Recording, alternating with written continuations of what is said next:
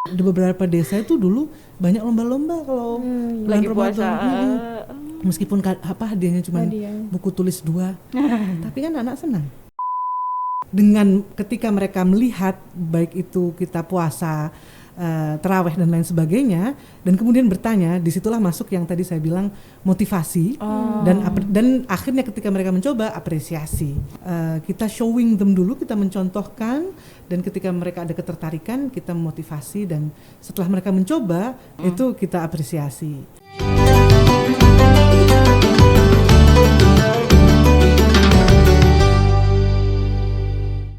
Assalamualaikum warahmatullahi wabarakatuh. Pembaca Harian Surya dan Tribuners, kembali lagi bersama saya Nuri Ika Anissa dan rekan saya Pipit Maulidia. Nah, spesial podcast Harian Surya dan Tribun Jatim Network di bulan Ramadan ini kita tidak sendirian atau tidak berdua. Karena di sini sudah datang tamu spesial yang akan sharing nih, terutama untuk para ibu-ibu atau orang tua dengan anak ketika bulan Ramadan. Assalamualaikum Ibu Nabila. Waalaikumsalam Kak Ika, Kak Pipit. Bu Nabila ini adalah dosen dari UIN Sunan Ampel Surabaya. Apa kabar Bu? Baik, alhamdulillah. Kak Ika, Kak Pipit semoga sehat. Alhamdulillah sehat kita semua. Alhamdulillah. Jadi Bu Nabila ini adalah dosen Fakultas Syariah dan Hukum. Betul? Nah, beliau juga konsen di isu gender dan anak. Betul Kebetulan sekali sesuai dengan tema kita kali ini. Benar. Nah, selain itu beliau juga aktif di University Community Engagement melalui Knowledge for Change. Betul, K4C. Dan Wah, Masya Allah. yang patut digarisbawahi juga beliau adalah ibu dari 3 orang anak. Betul Kak Ika. J. Juga tergabung dengan PW Fatayat ya. Iya, ibunya Masya juga Allah, ini udah luar biasa sibuk. luar biasa banyak sekali. Enggak juga, belajar aja. Nah, dari kesibukan organisasi, kemudian juga dosen dan juga orang tua. Nah, ketika bulan Ramadan seperti ini Bu, bagaimana sih tentang orang tua dan anak, terutama bulan Ramadan ya, apalagi yang anaknya itu masih mulai belajar berpuasa, taraweh atau mengenal bulan Ramadan seperti itu. Nah, tentang puasa nih Bu, bagaimana sih kita mengajari anak atau mengenalkan bulan puasa dan berpuasa itu sendiri kepada anak? Oke. Seperti apa sih gitu loh? Iya, terima kasih Kak Ika, bagus sekali ya. Saya rasa pertanyaan itu adalah pertanyaan yang pasti akan selalu dikhawatirkan oleh banyak orang tua, termasuk saya dan mungkin Kak Pipit ya, nanti agak menyusul. Karena kita tahu kita sebagai dewasa saja, namanya puasa itu kan menahan diri dari hal-hal yang biasanya kita bisa, boleh, dan kita nikmati. Kemudian tidak boleh dalam waktu tertentu. Dan tentu kita berpikirnya ini gimana nih kalau ke anak-anak yang mana pada keseharian aja, misal mereka pingin permen atau pingin mainan yang sebenarnya sudah melewati batas ideal, itu aja kita kendalikan dalam tanda kutip, kita disiplinkan juga sudah challenging ya, sudah menantang, apalagi puasa. Nah, bagi saya, kalau saya boleh sharing kalau pengalaman saya pribadi, pada dasarnya anak itu meskipun kelihatannya juga tentu memiliki sisi kanak-kanak sebagaimana kita juga orang dewasa punya, tapi juga secara mengejutkan seringkali, dan itu tampak nyata lah ya, bukan dari hanya riset gitu ya, menunjukkan sisi kedewasaan dan pemahaman yang baik. Ketika kita coba mereka ajak bicara dan melihat dengan lebih dalam. Artinya misalnya tentang puasa nih, kalau saya misalnya ya berbicara tentang bahwa secara normatif, tentu bahasanya bukan secara normatif ya, tapi bahwa anak muslim harus puasa deh gitu. Nah, ini kewajiban, coba diingat lagi rukun Islam. Nah, itu penting karena kan ada banyak nih yang diajarkan ke anak-anak kita ya, harus jujur, harus rajin dan sebagainya, tapi paling nggak kita kembalikan pada ini loh, coba diingat lagi rukun Islam ada apa aja. Oh iya, ada puasa. Nah, itu berarti penting nih karena rukun nih gitu. Rukun tuh kalau nggak ada di satu bangunan deh, nggak ada. Pokoknya mungkin kedengarannya kayaknya maaf bahasa Jawa. Terlalu tinggi untuk anak-anak, tapi saya beberapa kali praktekkan ke anak-anak saya gitu, itu bisa. Dan sehingga mereka satu memahami dulu bahwa puasa ini memang bagian tidak terpisahkan dari keislaman mereka itu. Yang kedua, kalau saya melihatnya kita ajari mereka bahwa puasa ini juga memiliki banyak manfaat. karena Tuhan sayang sama kita. Dan sebenarnya juga betul, maksudnya ini bukan bagian dari strategi kita membujuk ya. Kepada kita pun kita juga meyakini kan, artinya kesehatan badan, fisik, dan kesehatan non fisik juga. Artinya kesehatan non fisik kita belajar mengendalikan diri. Nah, di situ kemudian komunikasi. Jadi sebenarnya itu komunikasi kita kepada anak tentang satu, bahwa puasa itu adalah bagian dari keberagamaan kita. Dua, bahwa itu memiliki manfaat yang banyak. Dan tiga, dengan persuasi yang sifatnya keperasaan. Perasaan itu artinya Tuhan nanti seneng misalnya. Tuhan pasti seneng deh, Allah pasti seneng ketika kakak atau adik yang nggak tahu urutannya yang mana ya. Kalau kakak atau adik belajar puasa, paling nggak belajar puasa dulu. Itu hebat loh. Mereka kan suka pujian ya. Manusia pada dasarnya juga suka pujian, tapi anak-anak lebih-lebih mungkin bisa kita besar-besarkan.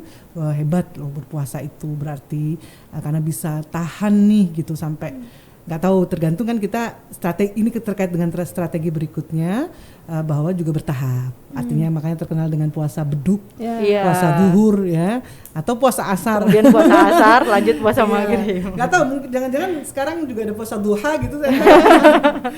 Tapi artinya itu strategi yang kedua, bahwa segala sesuatu harus pelan-pelan dan bertahap.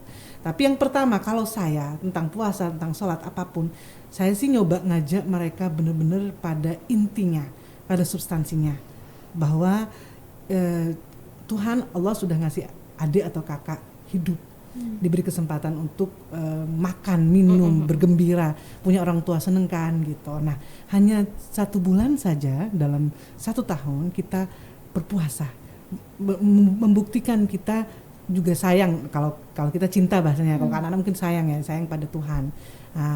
Dan kemudian manfaatnya kita jelaskan. Apalagi kalau anak-anak, makanya tadi saya tanya Kak Ikang ya, anak-anak ini umur berapa nih? Nah, memang kalau di bawah usia 8-9 ya, enggak sampai 7 itu mungkin caranya masih sangat persuasif ya, persuasif dan harus lebih telaten bicaranya. Tapi di atas itu ya bisa kita mulai ajak melihat bahwa manfaat puasa itu benar-benar ada. Kan sekarang banyak tuh di masa dimana akses informasi semakin banyak, kita sebenarnya juga tahu bahwa fasting itu secara umum juga sangat-sangat membantu kesehatan fisik kita. Wah, jadi memang harus komunikasi, kemudian bertahap ya Bu ya. Betul. Dan pujian, karena memang apresiasi. Terus kayak misal 7 tahun ke bawah nih, kan biasanya komunikasinya itu masih agak anak tuh bisanya tanya balik gitu. Kayak misal dia ayo ikut puasa gitu, mungkin ngelihat bapak ibunya yang nggak makan, atau mungkin ketika waktunya makan, kenapa mama papa nggak makan ya? Terus kemudian dia ikutan, oh puasa itu apa sih Bu gitu. Kemudian habis itu puasa duhur itu apa? Karena yang ponakan saya sering tanya gitu juga. Iya, jadi menarik ya dunia anak-anak ya. Benar sekali. Tarawih itu apa sih Bu gitu. Wah, itu tuh sangat emang gimana caranya kita itu menjelaskan tapi untuk anak-anak di bisa bawah usia 7 tahun. Benar sekali. Sebenarnya Kak Ika sudah menjawab sendiri dengan contoh tadi, bahwa ketika orang tua berpuasa, orang tua taraweh, kemudian setelah taraweh mungkin ada kegiatan tadarus, anak melihat dan bertanya dan ingin mencoba meniru. Itu sebenarnya sekali lagi, I'm no expert in psychology ya, saya bukan ahli di psikologi, tapi pecinta artinya saya pembelajar gitu.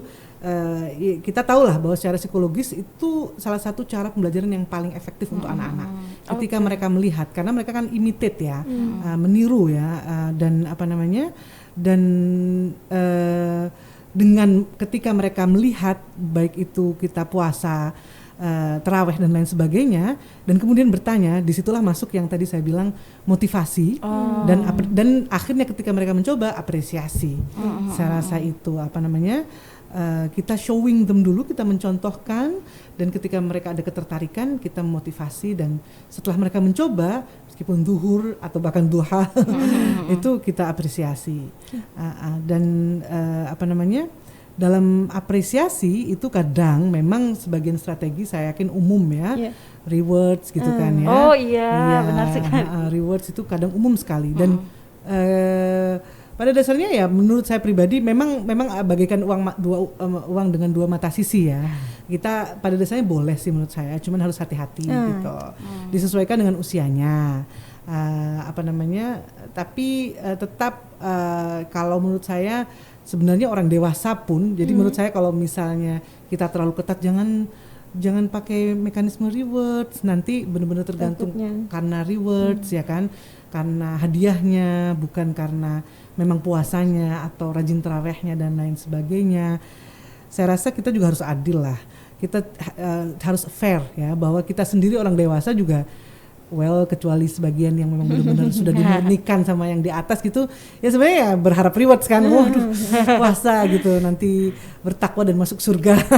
Sama saja kan. Benar. Cuman kepada anak-anak mungkin lebih kelihatan bentuknya. Dan cuman memang bukan berarti itu juga sekali lagi dibiarkan begitu saja, disesuaikan dengan usianya. Ketika usianya mungkin sudah memungkinkan bahwa di shift atau digiring kepada motivasi yang lebih ya sesuai idealnya seperti apa, misalnya motivasi nanti disayang Tuhan, nanti sehat ya. Kalau anak yang terlalu kecil kan disayang Tuhan, sehat, tapi saya sih masih husnudzon, atau saya kok melihatnya mereka juga bisa kok menerima konsep itu.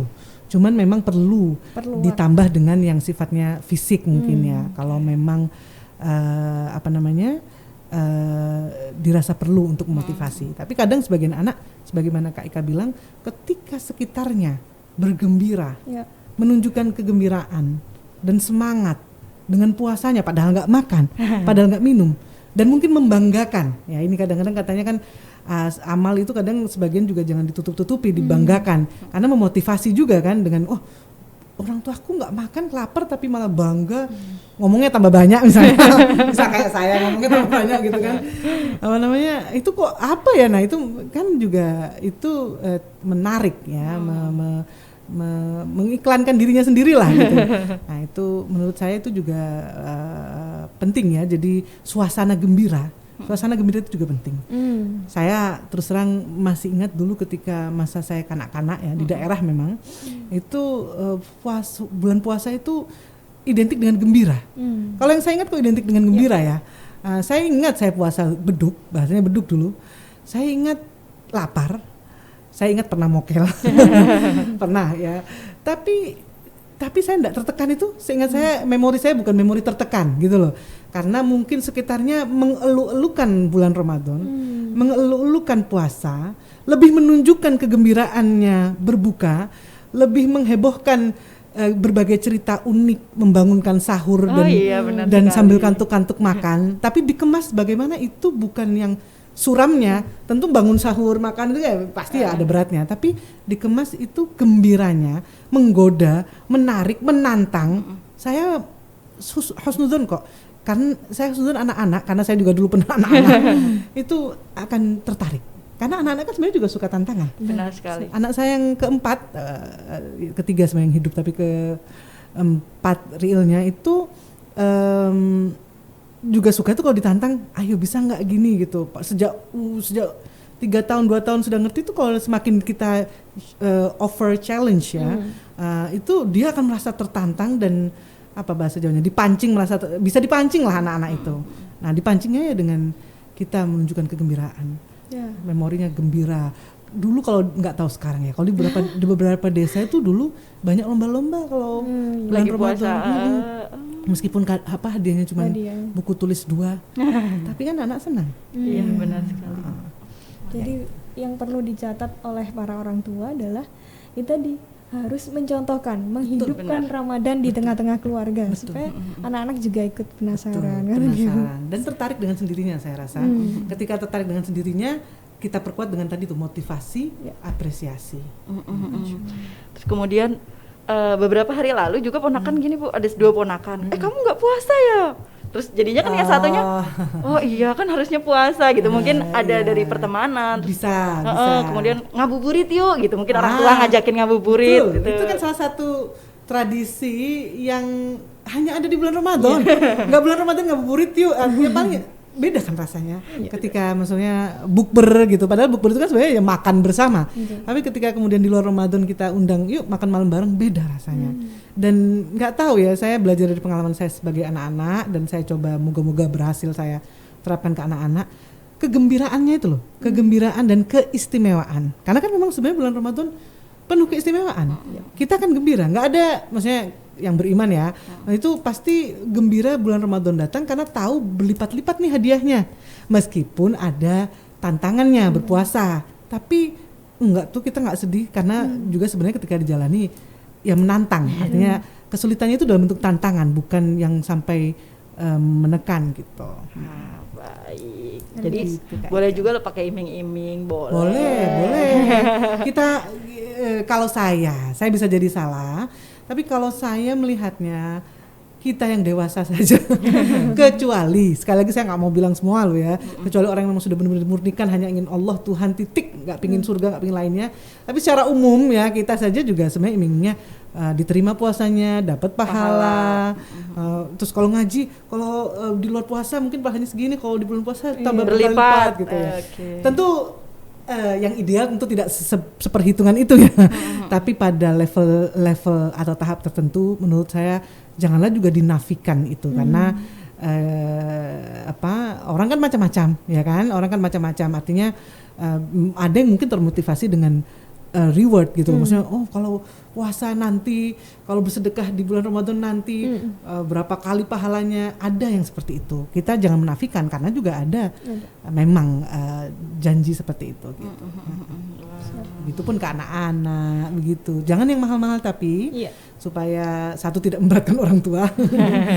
Yang kedua juga supaya mereka lebih kepada acknowledgement ya, memberikan pengakuan terhadap upaya mereka. Dan sehingga mereka lebih termotivasi, nanti ada masanya mereka bisa termotivasi karena lainnya.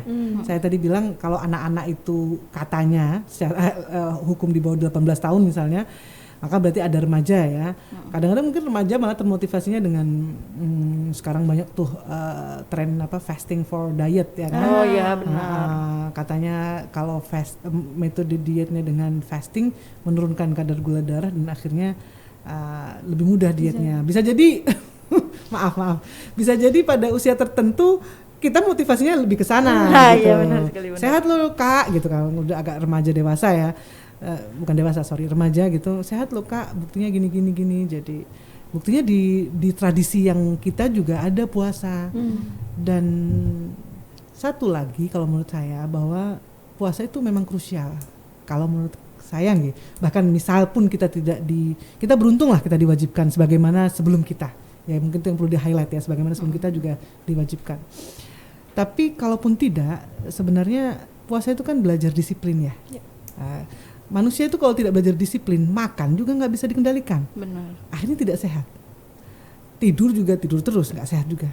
Maaf, main game juga kalau tidak dikendalikan juga addicted. Dan lain sebagainya. Hal yang berlebihan lah ya. Iya, dan puasa itu sebenarnya kan mekanisme belajar imsak, menahan diri. Manfaatnya banyak sekali ini ya. Luar biasa. Bagi manfaat dari bonding juga sama orang tua, kemudian baik sekali. Betul. Ketika sahur malam-malam dengan berbagai mungkin antara saudara ngojlok ya, godain adik yang kecil yang makannya sambil ngantuk-ngantuk gitu. Apa itu memori kan? Dan mereka ketika kita mengemasnya lebih ke bahagianya, itu memori yang indah dan akan memotivasi mereka. Dan mungkin salah satu yang perlu kita antisipasi juga, misalnya ada yang seperti saya pernah mokel, ya kalau ketahuan gitu ya kita jangan langsung marah karena sebenarnya mereka juga belum mukallaf kan. Kita jangan langsung marah, ya kita guyoni dulu supaya dia juga enggak malu, karena pasti malu kalau ketahuan. Pasti malu kalau ketahuan, ya kita guyoni dulu bahwa nggak kuat ya, terus kita tanya kenapa nggak kuat, mungkin tadi mainnya agak berlebihan, nggak pakai strategi manajemen waktu atau pembagian waktu, bahwa kalau puasa mungkin aktivitasnya seperti ini, atau mungkin sahurnya kurang bergizi dan lain sebagainya gitu. Baru kemudian kita beri pengertian bahwa kalau salah satu moto saya mengutip ya, yang paling saya suka ya bahwa keberhasilan itu bukan ketika kita tidak pernah jatuh atau gagal, tapi ketika kita pernah gagal tapi bisa berusaha bangkit. Jadi bukan perfectionnya atau kesempurnaannya yang kita kejar, tapi ketika dia mau belajar terus progres, melakukan perbaikan-perbaikan.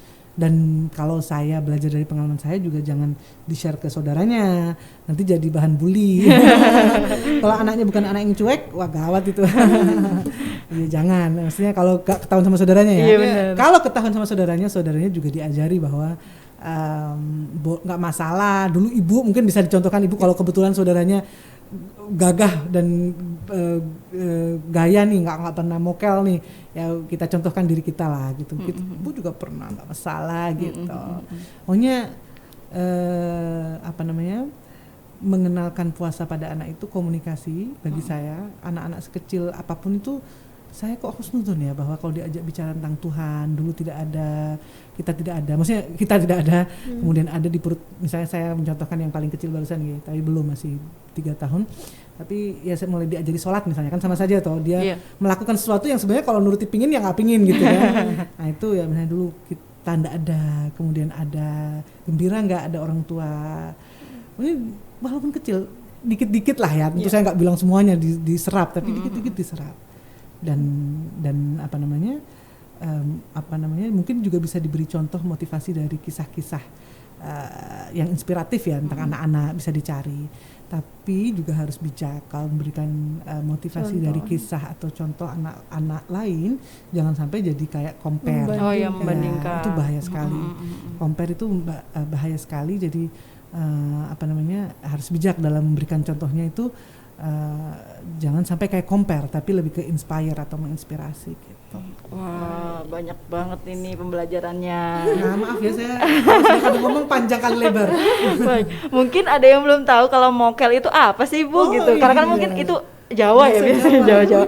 Mokel audiensnya banyak sekali. Jadi kalau ya benar. Mokel itu kayak membatalkan puasa sengaja gitu nggak ya? Iya, diam-diam. Kalau itu definisinya kan serius ya, membatalkan puasa dengan sengaja. Kalau mokel itu diam-diam, sembunyi-sembunyi ke dapur 1 galon habis gitu ya.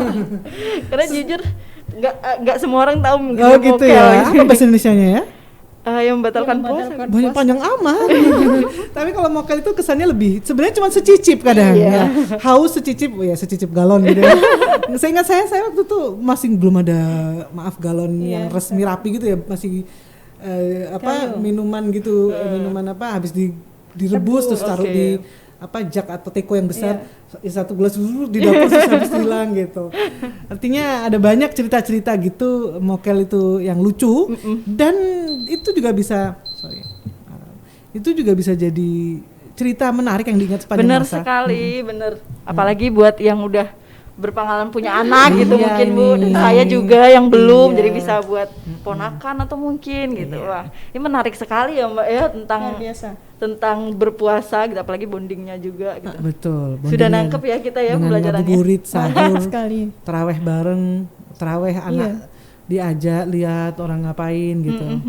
Tapi mereka sangat mudah kok tergerak, ingin mengikuti, meniru gitu. Kemudian tinggal kita lengkapi dengan penggunaan akal mereka dalam memahami dengan cara tadi itu motivasi dan apresiasi. Apresiasi lebih ke perasaannya.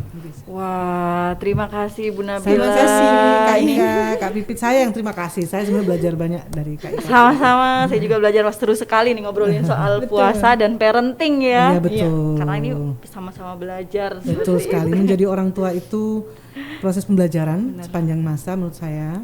Tapi kalau dari saya selama ini sharing ke sana kemari, saya percaya bahwa komunikasi dengan anak itu krusial. Dan bahwa komunikasi dengan anak tentu dengan strategi dan wisdom ya, jangan mungkin terus terang 100% belatan, bukan, tapi ketika kita tahu bahwa sudah bisa kita terus terang, misal saya ke anak juga terus terang bahwa Bunda juga belajar jadi orang tua. Ke anak saya yang hampir 18 tahun kan oke lah diajak bicara lebih serius, tapi bahwa saya juga belajar jadi orang tua.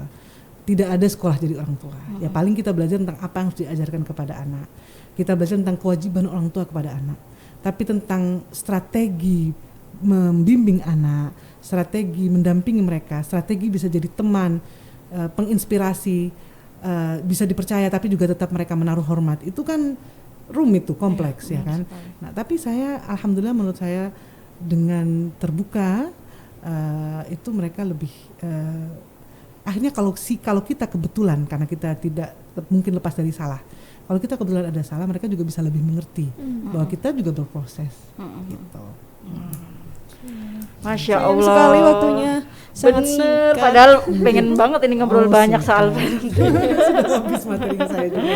Baik, terima kasih pembaca Harian Surya dan Tribuners dimanapun Anda berada, sehat selalu dan sampai bertemu lagi di podcast Harian Surya Tribun Jatim Network. Assalamualaikum warahmatullahi wabarakatuh.